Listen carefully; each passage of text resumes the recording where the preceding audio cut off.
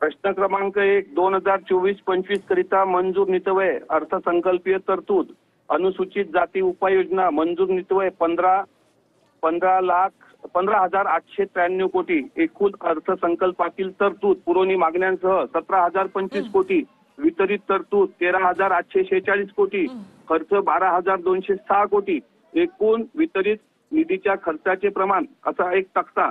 दुसरं एक 2025 आता वाचू तर द्या निखिलाजी। अनुसूचित जाती उपाययोजना इतर विभाग जिल्हा वार्षिक योजना 22,658 कोटी अनुसूचित जाती उपाययोजनेकरता।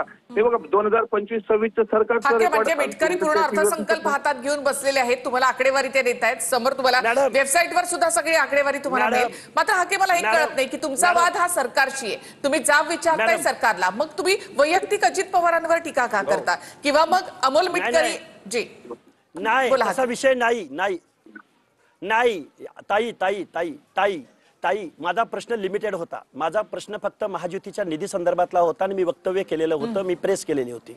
त्याच्यावरती मी पहिल्यांदा अर्थमंत्र्याकडे जाणार ना, आणि बाय डिफॉल्ट मी देवेंद्र ऐका ना मॅडम, बाय डिफॉल्ट मी देवेंद्र फडणवीसांना महायुतीच्या बाजूने मी बोलतोय, त्यांना पाठिंबा व्यक्त करतोय। तर मी फक्त अर्थमंत्र्यांसमोर फक्त महायुतीला तुम्ही निधी का देत नाहीत, मला आता ह्यांनी आकडेवारी हजारो कोटीची आकडेवारी या महाराष्ट्राला सांगितली। निखिला मॅडम, या महाराष्ट्रामध्ये एकाही जिल्ह्याच्या ठिकाणी ओबीसीला वसतिगृह नाही, एकाही ठिकाणी 2 कोटी नाही तर 5 तुम्ही स्वतःला ओबीसी नेते समजता, मात्र सरकारमध्ये कॅबिनेटमध्ये देखील मग पंकजा मुंडे आहेत किंवा भुजबळ आहेत, अतुल सावे आहेत, हे सुद्धा हे ओबीसी नेते आहेत। मग हे ओबीसी नेते कॅबिनेटमध्ये बोलत नाहीत, फक्त हाकेच ओबीसी प्रश्नावर मुद्दा मांडतायत असं म्हणायचं। बोल मी काय म्हणतोय, लक्ष्मण हाके खोटं बोलतोय ना।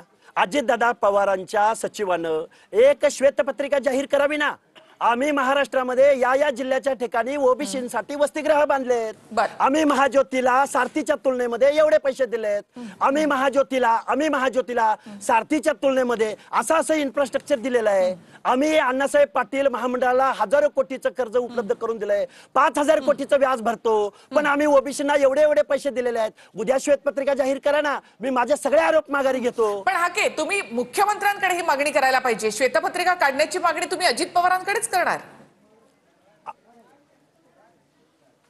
मी या महाराष्ट्रातल्या सगळ्या ओबीसीच्या आमदार आणि मंत्र्यांना एकत्रित घेऊन मुख्यमंत्री महोदयांनी एक बैठक लावावी आणि याच्यावरती श्वेतपत्रिका जाहीर करावी।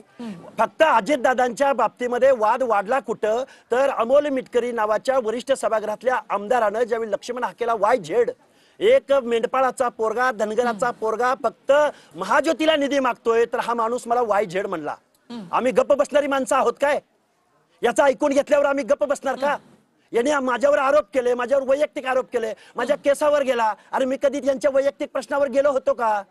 एवढी दिवाळखोरी वैचारिक असावी यांची।